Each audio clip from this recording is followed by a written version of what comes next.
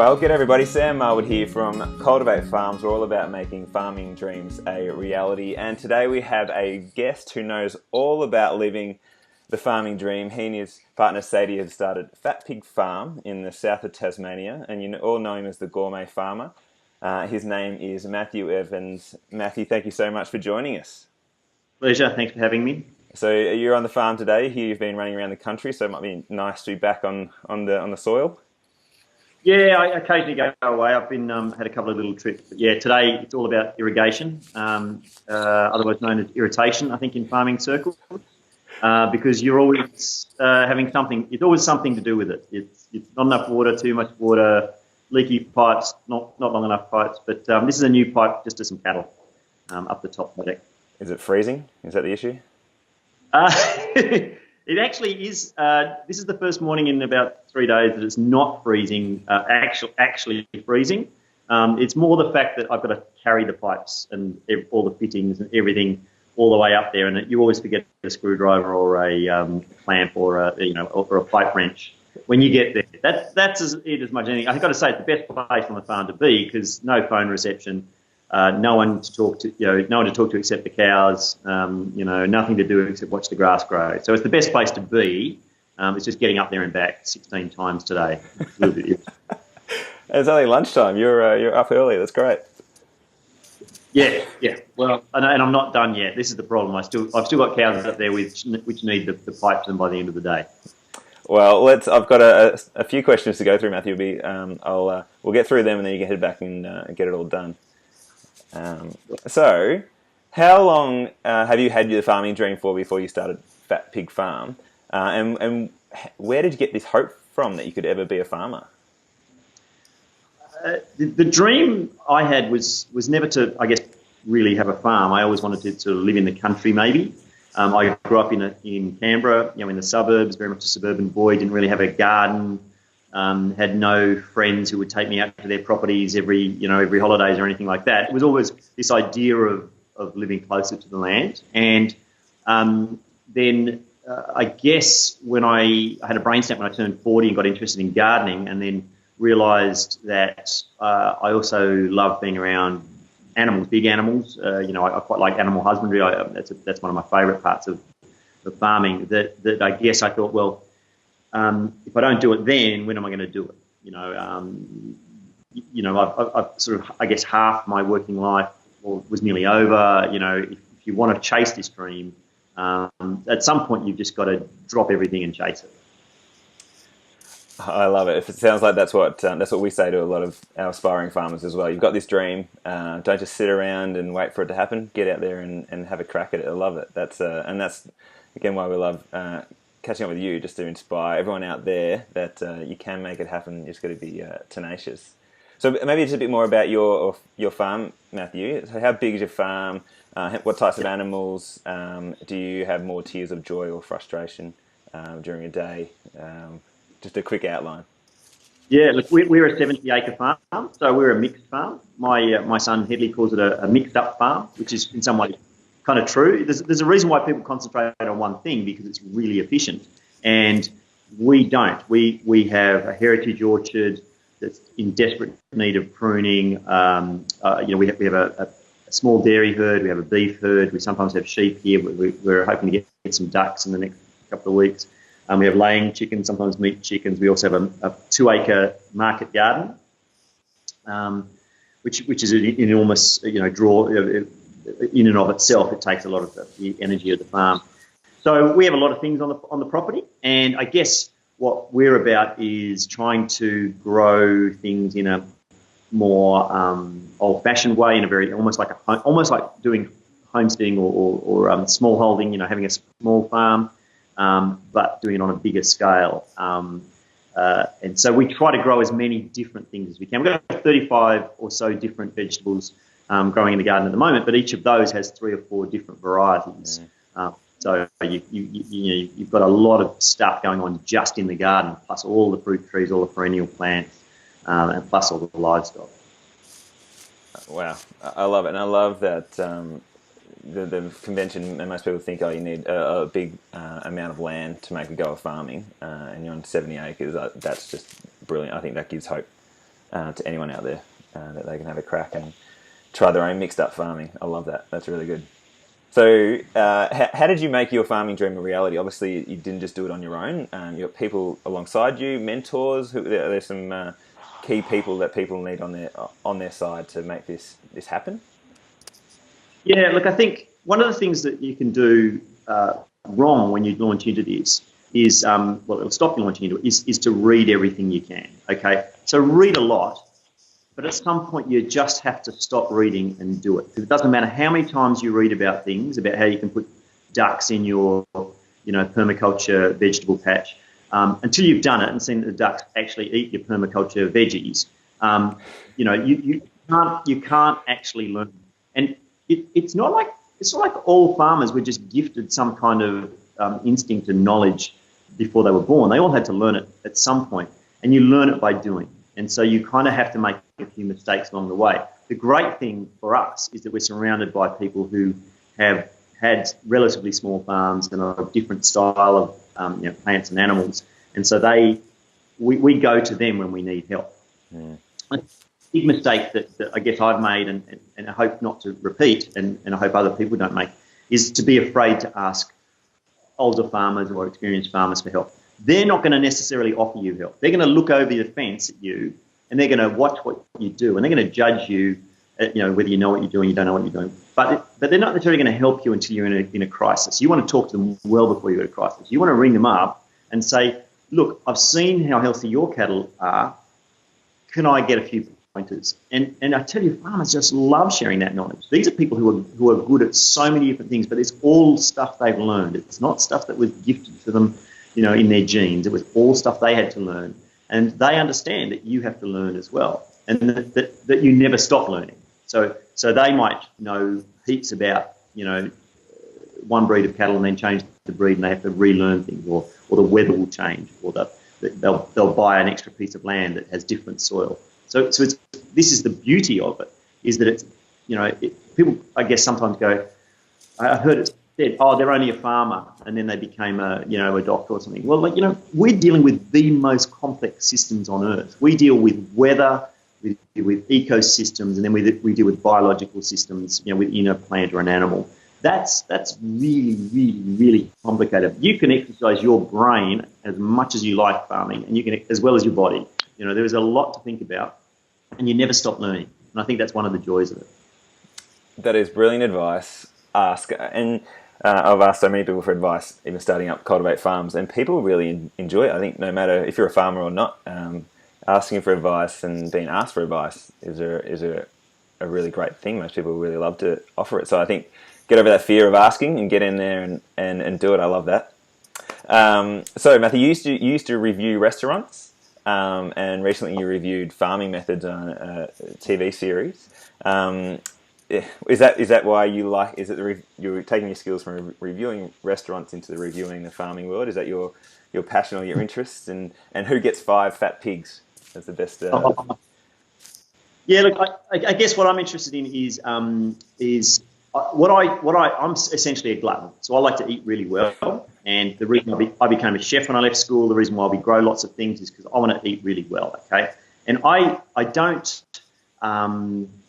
I guess I'm interested in how food is grown for other people, but I want people to trust what they eat. I think there's a lot of mistrust about what they eat.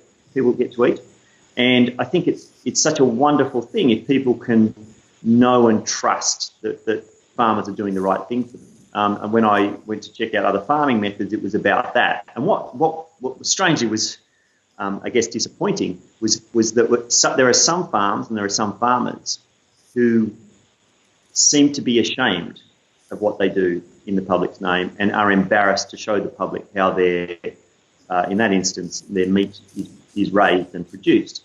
And I think the great joy of farming for me is that we do nothing that is demeaning, nothing that is dehumanising. We have to do really grim things. We have to do really hard things. We have to do heartbreaking things. Yeah. We have long days, tiring days, sometimes frustrating days.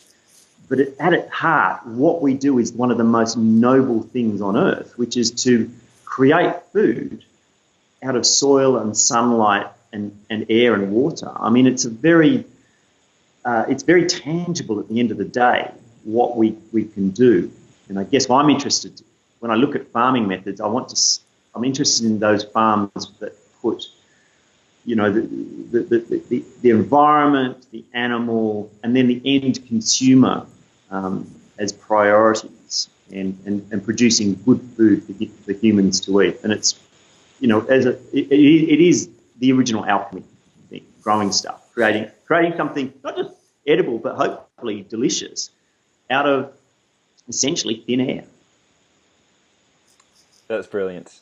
And that idea of trust, I think you're spot on. We've been harping on to our followers saying they should be creating their own story and sharing their story online through social media. And it feels like the farming industry and ag industry really need to grasp that. The fact that you got social media, you got Twitter, you got Facebook, you can create stories, you can share it, and it's a great way to get that trust. I'd be interested to get your thoughts on the power of social media to garner that. Is that where we should be heading? Is there how else can we gain that trust? Yeah, look, I think that's a really great way, and I think it's a way of people getting trust within and social license within their community.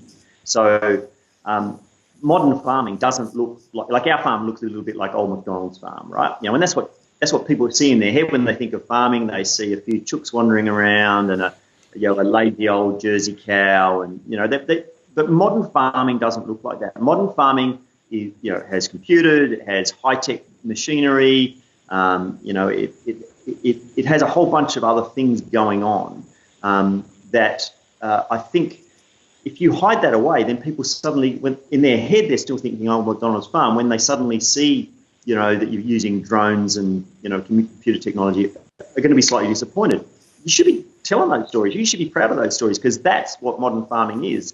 That's how we're going to produce food for our nation and maybe to help other nations feed themselves way into the future. So these are things to be proud of, and every time you give a little people that information in that, especially in that social media sense, you put a face to it. You're saying, look, we grow food, or we create things for Australians to consume.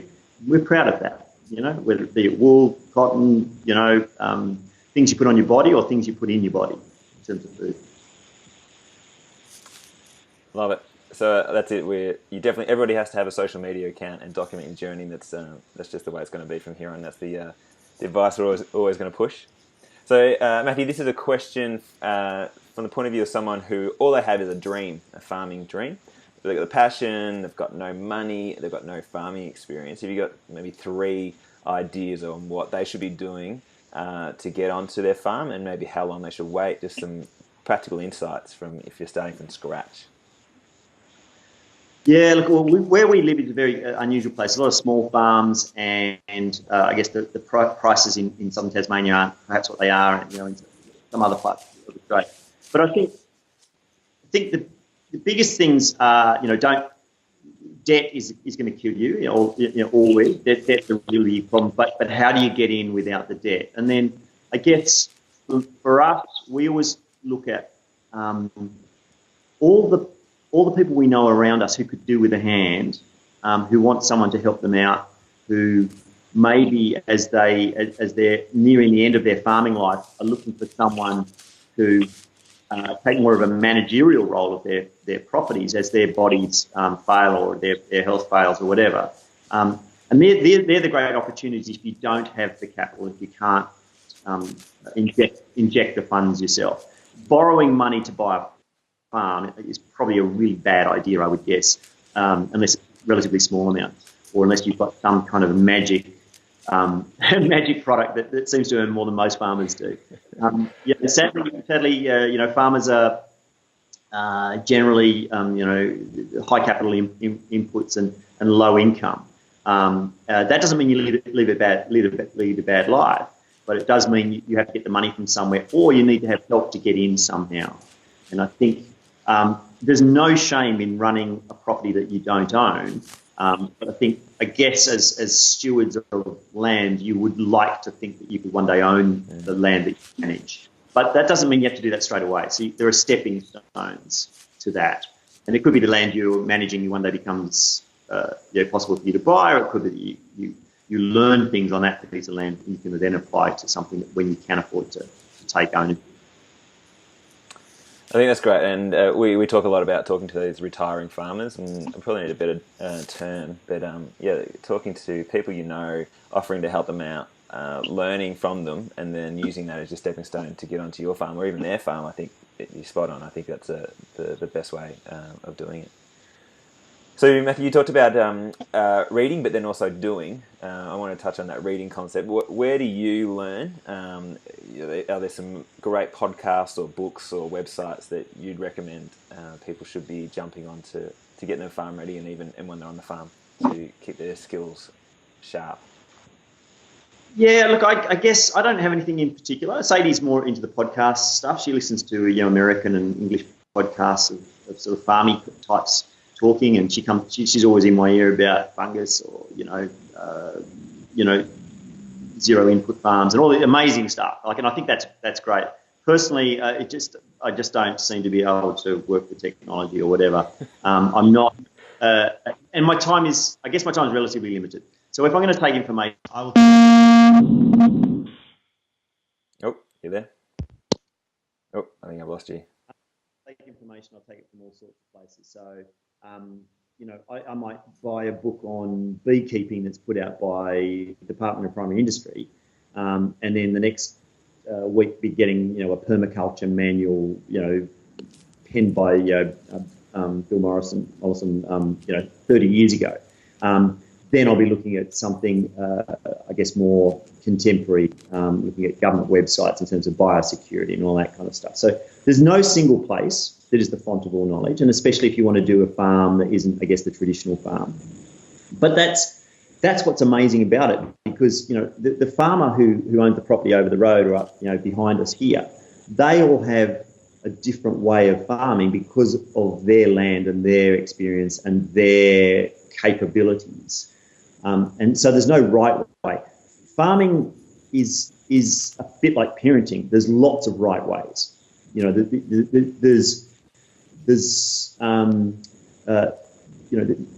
could farm the same piece of land and change lots of different things about the way you do it and still do it in a really good way.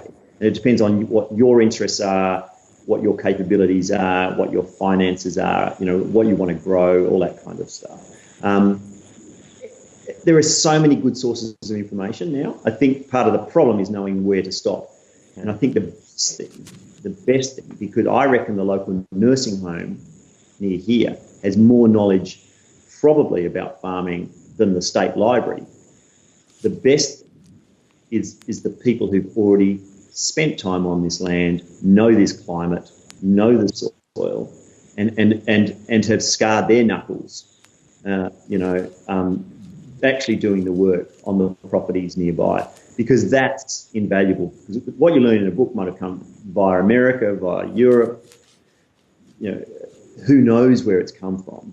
And it can be really interesting and useful, but the most relevant stuff is from the people who've learned by their mistakes, who live near you. Brilliant. So this question now, Matthew, is around young farmers, and you've travelled around Australia and dealt with, no doubt, young people trying to get onto farms and people onto farms. Have you got any thoughts on what we're doing with Cultivate Farms around trying to make it possible for people to get the capital to buy farms? Have you seen any great solutions out there that we should be aware of that is really supporting the next generation onto farms? Any thoughts on that area? Yeah, no, I can't think of anything in particular where that's enabling people to get onto farms. I did meet a woman in the US once, from the US, who their job was to raise money to buy farmland close to cities, and the aim was because the farmer was sitting on land that was worth, say, $2 million as a dairy farm, but it was worth $20 million as a housing estate. But the farmer just wanted to farm. But as they're getting older, they're going, my $2 million dairy farm could become $20 million, and weighing it up. What these people did is they went in and said, look, we'll buy the land off you for $10 million, but you've got to keep farming it. And when you sell it, it's got to stay as farming land. And it was this lovely thing of keeping prices down, because when it was sold as this was money that they raised through private contributions to buy the land. But when it's sold as farming land again. So the farmer who could have made $20 million still made a lot of money out of the land. Probably had to pay off $5 million worth of debt, whatever. But they could make some money and not be stiffed in the process, because why should they not earn money like everyone else does from the pure chance that their real estate's gone up? But maybe not as much money, but they could keep farming, which is what they wanted to do, and be sure that the land that they had been nurturing and looking after for their lifetime was then going to stay as farming land and not just become driveways and McMansions. And I think that was a beautiful thing, because it kept the price of farming land reasonable, kept it close to cities, but gave the farmer who could have had a windfall still gets a bit of a windfall. And so it's sort of a win-win-win in a way. Yeah, I've heard of those models as well, and I think they're really inspiring. And it's that the angle of the philanthropic world coming in to support people who want to do good with food on the outskirts of major cities. I think that's a brilliant one, because you're right, it is impossible if you want to be closer to town and farm. I don't know how people are going to do it unless those sort of entities are set up. We'd love to be able to do that in the future, so I think look out for that, hopefully. So apart from helping to get young people onto the farm, onto farms, Matthew, what keeps you up at night around farming? In terms of farming? Yeah. Maybe the industry in general. Yeah. Look, I think I kind of worry that like the piece of land around here, people have fed themselves and they use fire stick farming, so a way of changing the bush to create food. Fire stick farming has been done around here for about 35,000 years, 45,000 years, who knows, roughly around there. And people fed themselves for that time. And I guess my worry is that the European-style farming, in the style that's been practiced around here and around a lot of Australia, has not covered itself with glory in terms of maintaining topsoil and soil health over the last 200 years. And I don't know whether in 45,000 years we'll go, wow, wasn't that a great way to farm? I worry that traditionally we have turned bread bowls into deserts around the world. Apart from the Middle East that they talk about, even in biblical times, only 2,000 years ago, are now not very arable. So I would like to think we can learn, and as farmers do the right thing for the country we're on, not just for the next 10, 15, 20, 50 years, but looking further than that, looking 5,000 years. If humans want to grow stuff, can we do it in a way that doesn't ruin every patch of farming land, in the short to medium term? And we haven't necessarily done that yet. I'd be interested to. That's what worries me, I guess. How do you do that? Without. Well, now we've got all the petrochemical inputs and we've got lots of machinery that help us to do things. But if we run out of that, or is there going to be another way that we can do what we do, feed all the people, and not stuff up the land that's been gifted to us? Yeah, I think that's really powerful. Soil has been a bit of a hot topic for me the last few months, and I've met a few soil experts who just talk about the value of building up your carbon and letting your grass grow for a longer length rather than grazing all the way down the bottom. And all these things are not only good for the soil, but good for your productivity. So I'm really fascinated about that idea of looking after the land, but then that allows you to look after your hip pocket as well. Yeah, I agree. How do we look after this land for the long term? And I think we'd love to chase some more people up around that topic and share that knowledge that's out there around looking after the land for the now and for the future. That keeps me up as well. So Matthew, you go. I think, we won't know for a long time who's got the right answer. But I think, when you see the footage of the ski fields in New Zealand stained with the colour of Australia's topsoil, you kind of know that's a bad thing. You kind of know that if your topsoil's blown over to New Zealand, then you've stuffed something up somewhere along the line. Yep. Absolutely. I haven't seen. Are there photos of that? I need to check that out. Yeah, yeah, old stuff from Yeah. and it's usually after a drought. But I mean, it's not like Australia's never had drought Yeah. and won't have drought again. Mm. Yeah, and it's people might say, oh well, it's red, so it's not topsoil. It's well, whatever's blowing across, was what was sitting on the top of Australia only 2 days prior. And the bit that you see there is only the tiniest bit. Yeah, that's true. The rest in the ocean. Yeah, compared to what's fallen in the ocean or is washed down into the oceans on an annual basis. So it's all about soil, and we have much better understanding now, which hopefully will give us more confidence about some of the different techniques and maybe things that seem a bit wacky or obscure, but maybe with some of the more modern science, we'll be able to say, well, there's a reason why that might work or that won't, something else won't work. Yeah, that's brilliant. We're all for that. We'd love to test the boundaries, and yeah, exactly. If it works, it works. It helps productivity and for longevity. We're all for it as well. We'll support that as well. Matthew, I'm conscious of your irrigation not being working right now. So one last question before we wrap up. Yeah, sure. So we always ask people about what their farming dream is, but it feels like you're living it. But is there anything on your farm that you would change now to grow your dream, or to really, lock it in as you're living your farming dream that you had years ago?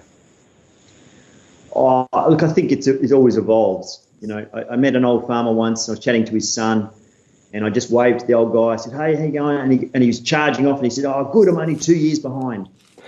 And I think that kind of, my shoulders dropped about 3 inches, and I thought, it's okay to be 2 years behind. It's not okay to be 5 years behind or 10 years behind, probably. But to be 2 years behind in a farming sense is okay. I would really like to get back to about 2 years behind with the pruning of the apple trees.